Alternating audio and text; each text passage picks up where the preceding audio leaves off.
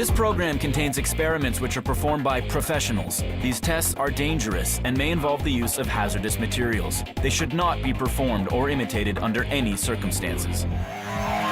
It's all about light. The digital camera. It's revolutionized photography by transforming light into electricity.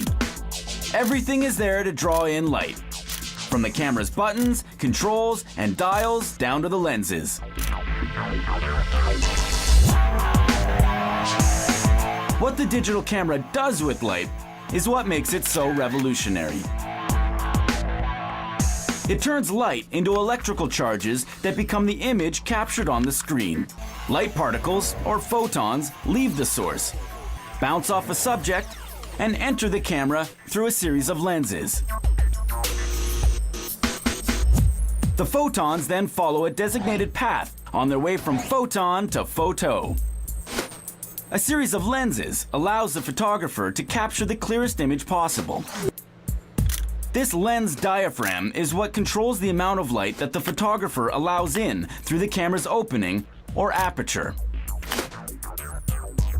After crossing the diaphragm, the lenses, and entering the aperture, the light bounces off a mirror and heads for the viewfinder. Before it gets there, the light is flipped over as it passes through a prism. That's so the image seen in the viewfinder is right side up. If the photographer likes the image, time to press the shutter button. The mirror lifts and the light rushes in. For a fraction of a second, the light is not heading in the direction of the viewfinder, but for the very heart of the digital camera, the image sensor. The duration of this fraction of a second depends on the shutter. That opens just long enough to expose the sensor to light. Now, to the real heart of this digital revolution. The element that captures the image. The image sensor. A tightly structured grid made up of extremely tiny light sensors. When the photons hit the light sensor, they are absorbed by the semiconductor material it's made of.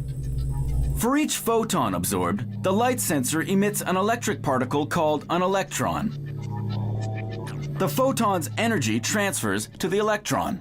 That's the electrical charge.